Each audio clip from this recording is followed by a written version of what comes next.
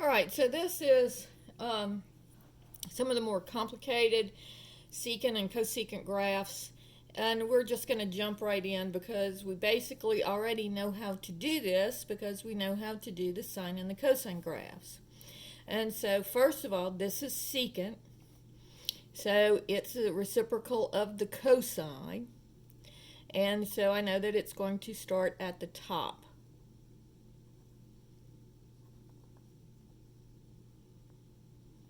Right?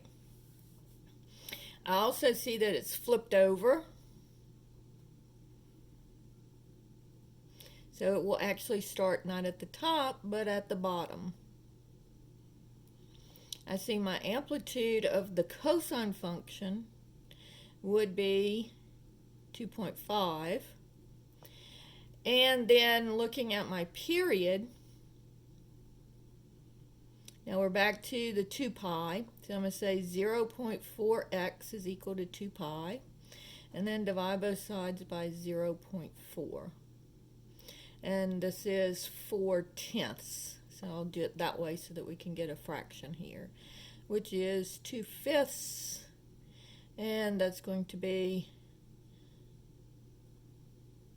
the x would be equal to 2 pi over 1 times 5 over 2, and the two 2's cancel, and I get 5 pi.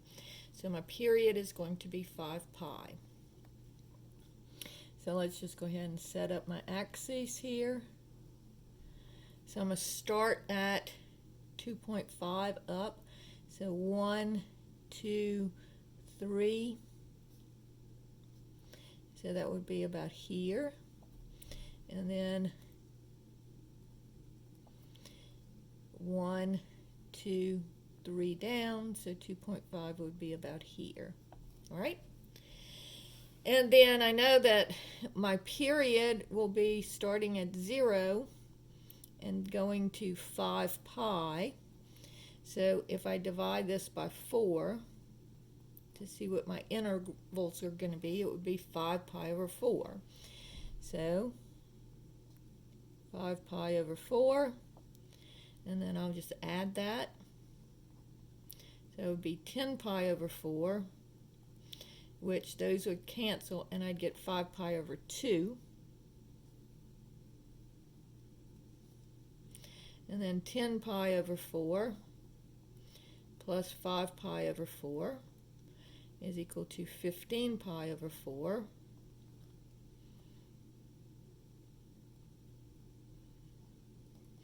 And then just as a check, 15 pi over 4 plus 5 pi over 4 would give me 20 pi over 4, and that would give me 5 pi, which is what I know it should be. All right, so remember, in this case it's going to start at the bottom. Now if you want, you can go ahead and kind of, let's go ahead and put our guidelines here. And if you want to kind of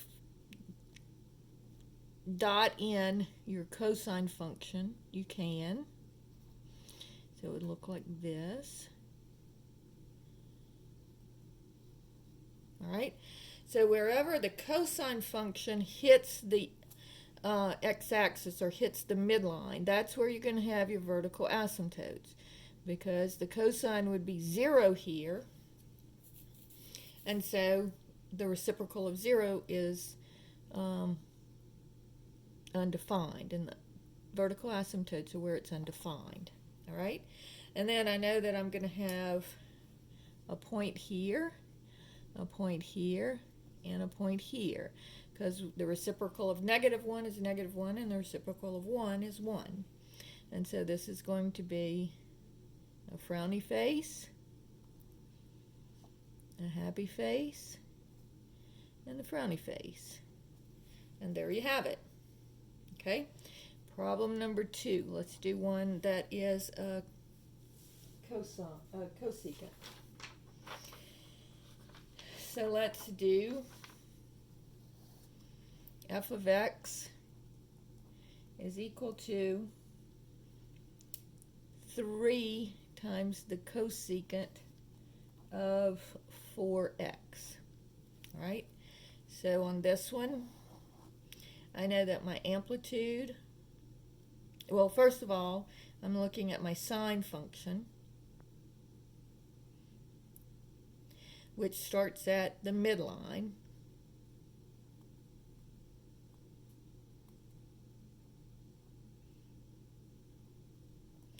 And so my cosecant function is going to start with a vertical asymptote. Okay? So remember, the secant function starts on the axis. The cosecant starts with a vertical asymptote. Okay? So secant starts on y-axis, has a point on the y-axis, and the cosecant function has a vertical asymptote on the y-axis. Okay? And so now this one's not flipped, but we know that our amplitude of our sine function would be 3. And then looking at my period, and on this one I didn't write down what the period was, but the period is 5 pi. So here, to find my period, I'm going to say 4x is equal to 2 pi and divide by 4. And I get x is equal to pi over 4. So my period here will be pi over 4. So I'm going to draw my axis. And I'm going to go up 3, 1, 2, 3, and down 3, 1, 2, 3. And I'll draw my little guidelines. My midline is still, it's not shifted up or down, so it's still going to be the x-axis. And so now all I need to do is to figure out what my step, how much I need to step, because I know that I'm going to start at 0 and I'm going to go to pi over 4. All right, so pi over 4 divided by 4 is pi over 4 times 1/4, right? Because this is 4 over 1, so you keep change to multiplication and flip the bottom one. So this will be pi over 16. So I'll have pi over 16 will be my first one. And then pi over 16 plus pi over 16 will be 2 pi over 16, which gives you pi over 8 will be my next one. And then my last one in here would be pi over 16, 2 pi over 16 plus pi over 16, 3 pi over 16, and that would be this one. And then just to check, 3 pi over 16 plus pi over 16 is 4 pi over 16, which gives you the 16 and the 4 would cancel, pi over 4. And that's what we knew it should be. So now this would be, I'm going to dot in the sine function. So the sine starts at the midline. So I'm going to go up, and I'm going to come back down, hit this one, go back down, hit this one, and then come back up. Okay? And so wherever the sine hits the midline is where your vertical asymptotes would be. So I have a vertical asymptote here, here, and here.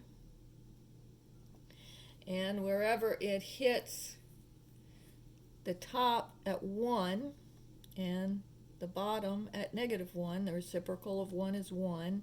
So we'll have a point here for the cosecant function, and we'll have a happy face, and then we'll have a -1 down here, and we'll have a frowny face.